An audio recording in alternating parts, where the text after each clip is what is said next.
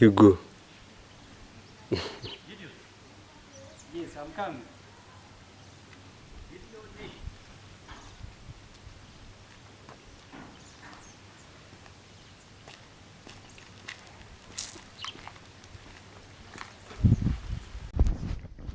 My name is Yohana in Njombe. This is EM Online TV, and today I get another golden chance to meet with John from Canada. He is expert on non-profit organization, NGOs, and about funder and donor.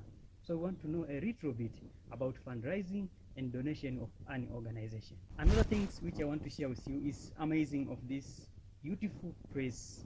It really is amazing press which is made by creativity and innovation. Behind me is the house which is built by plastic waste, the bottles which are already used. So let us see inside, and it looks so amazing. So let us see amazing of this place. It's a SINA village. It formed on Njombe International, one of the SINA community, which is try to empower youth, marginalized youth, to become the social entrepreneurs, and also they need to unleash the potential of youth. And when you see this place, this house, it looks like it's so expensive and it's so amazing, but it's created and it's made by used bottle by a certain company known as Upcycle. I remember one day when I met with Upcycle, they tell me that their slogan which is really so amazing. Waste, it can't be a waste until you waste it. And this is the proof of the slogan. Now, I'm close to meet with John from Canada, and we want to hear from him. Yes, Mr. John. Hey, Ivan, what's up, man? Good to see you, bro. Thank you Hey, so guys. much.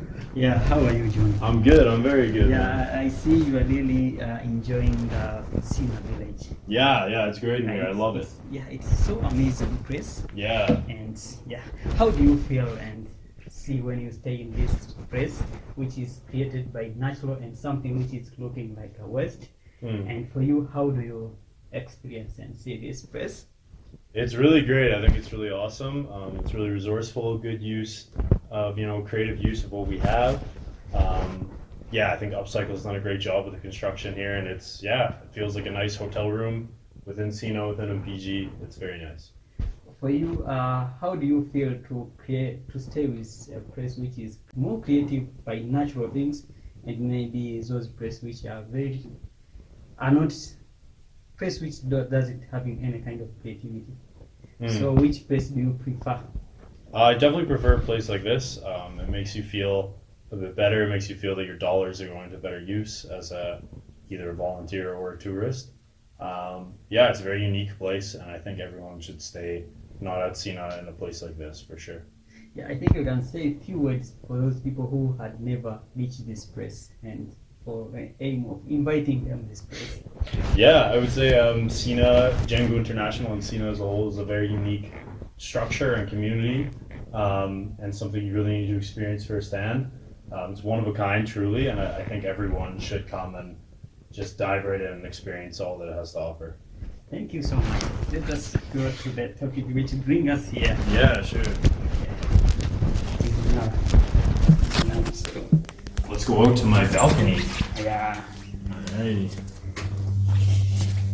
Mr. John, thank you. We are so lucky to invite you on EM Online TV. And EM Online TV we base on just sharing story and some experience and some skills which can support you to utilize available resource in the street. I know you have some experience on issue of fundraising and NGOs, non-governmental organization. So I think I can start with this question. Why donors fund African organization? Currently, I think donors fund African organizations for the idea, outside donors, that is, for the idea of development. There's kind of contesting opinions about what development means and what it should mean in the future. I think in the traditional sense, development has been a very top-down process, kind of dictated by a neoliberal understanding of that word and that concept. I think it's shifting more, hopefully, towards a bottom-up process and towards like a horizontal model of development rather than a vertical model of development. Maybe how can you identify this man is development, or this country is developed, or this place is developed? Well, I think that's a great question, because traditionally we'd look at things like GDP, like all these kind of Western imposed metrics. But I think hopefully we're moving towards a direction where the idea of development is more, well, it always has been more subjective, and there's not just one idea of development. It's kind of, what is development, who is development, who is it for? I don't think there should be maybe a traditional metric of what is development, what country is developed. I think the traditional models and metrics that are used to kind of quantify development are flawed. So hopefully we move away from having to ask that question, really. Okay, that is really amazing. Maybe what things maybe it can inspire donor to fund the organization? I think different things inspire different donors depending on their priorities. I know, having spoken to some NGOs in Germany, for example, the Baltic Environmental Foundation, they talk about how there are these donor conferences where all the donors get together, a bunch of NGOs get together, and they kind of discuss key directions where donors want NGOs to put their focus towards. The thing about that is that that's always like an ever-changing landscape. So when I talked to this woman from the Baltic Environmental Forum, she said that, for years it was all about green energy, greening processes. So NGOs started to pivot towards that to get donor funding. And now suddenly it's blue. So it's all about the oceans, about ocean health. Everything should be geared towards that. So it's kind of these big conferences, and donors are getting together and deciding these directions. And NGOs a lot of the time have to follow those trends, which is difficult. I really like. They started by green, and right now they're in blue. Yeah. I don't know next place it will be where in black. Yeah. Who knows? It's kind of arbitrary colors, man. It's weird. Yeah. I really like that. What donor benefit after funding African NGOs? I mean, it depends. Again, it's so dependent on each donor. Some it is purely philanthropic. So it is purely to see livelihoods improving in their, target audience, their target state, what have you. Some there's a financial incentive. A lot there's a financial incentive, either from government money going their way, grants. They might be funding this NGO for profit. There might be outside interests, natural resources, extractivism a lot of the time. But yeah, it really varies. There are some that are, doing what they're saying they're doing. There's some that are not, and there are a lot in between, for sure. Yeah, it's really amazing. Maybe, John, I wish to ask you this question. If you hear someone say that donors, they have a lot of money, they don't know where to place, well, that's why they send to African people. What can you advise or tell this person who speak like that? I don't think that's always necessarily true. I mean, maybe in some cases that could be the case. Some extra special cases. Sometimes I think maybe their point would be sometimes it can be a tax scheme as well. When rich people are donating lots of money, they can pay less taxes. That definitely happens. But there's also a lot of good work being done by a lot of donors and a lot of funding organizations that are, putting money into these NGOs on the ground that are really making a difference. So it's a broad landscape. You can't, when you're looking at it that broadly, it's very difficult to make a sweeping judgment. Yeah, it's really amazing. What is the impact of lying to a donor? Lying to a donor. I think that's an issue that's begun to get more attention. You know, when NGOs were first proliferating in the late 1980s and 1990s, they were really this new idea with not a lot of accountability. So, you know, it was a non-governmental organization. It also wasn't a corporation. What exactly was it? It was kind of self-governed on the world stage and internally. And I think there's been a lot of work done by agencies and governments around the world to kind of try to impose some sort of regulation, also from donors who are saying, hey, we're giving you all this money. Where's it going? How is it being used? What are salaries looking like? What are benefits looking like? How is your organization structured as a whole? There's been a lot of good work done on that by a broad range of people, academics. So yeah, I think the consequences for lying to donors are becoming more real, and your funding can go away, you can lose your job, your organization can become disreputable, you know.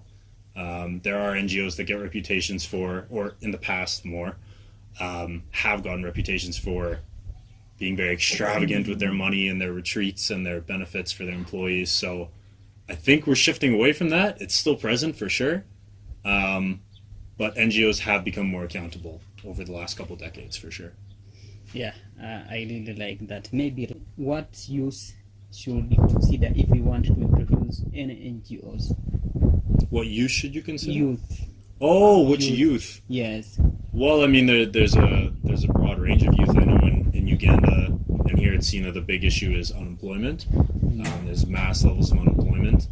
I think there's also, well, there's limitless problems that need to be addressed all over the world. But here in this context, there's, you know, gender issues. Yeah. There's accessibility issues for differently abled people. Yeah, I think there's a whole lot that can be addressed. I think the main thing would be, we're talking about donor relations, would be to have access or gain knowledge and have access to the right platforms, form relationships if you can with the right donors that have the right intentions for you and your organization, and yeah, find a good match and one that you're comfortable with and a project that the donor's comfortable with so you can work well. Yeah, thank you so much. Do you know anything about Tanzania? I don't know much. I'm learning more during my time here at SINA from Fadil and the ones from Zanzibar, but I don't know so much, no. Yeah, it's really amazing. I came from Tanzania and I really invite you to visit Tanzania. And not only Tanzania, and also I wish you to watch a certain movie which is known as Royal Tour, whereby a president acted that movie and it shows the beautifulness of Tanzania. Really, it's so amazing. You will enjoy if you watch that movie. And also, I really welcome you to the place where I came from, Rudewa district. It's so amazing and beautiful. We have Lake Nyasa, which having colored fish, and also having some kind of stone which has iron in nature. When you stick magnetic, it is stick there. So we have a natural coal. We dig down and you find a natural coal which is used on industry. So it's really amazing. And right now we are in the final process of open tourism company, which will be focused on Rudewa and Lake Nyasa. So I hope I will invite you to visit through our company. It's called Southern Units Company and Suit. So when you get invitation, please come and bring a lot of your friends and come enjoy there. Yeah, for sure, man. No, sounds like a plan. I'm down for sure. I'd love to see more of East Africa and Tanzania specifically. Yeah, definitely. Thank you. This is EM Online TV. Today I get 3 key message from John from Canada. The first thing is the donor. They started to focus on green. He meant that the environment and all things. But right now they focus on blue zone. It means ocean is the place which is more affected. So if you are a youth and you want maybe to get fund from the donor, also you really need to focus and look what a donor focus right now. And also the last one and the very important message, don't lie to a donor. Don't say that I support 25 women until you don't support anyone. You can get fund for the one time, but once they realize that you are lying, you can distract connection and everything. My name is Ivan G and this is EM Online TV. Thank you. See ya.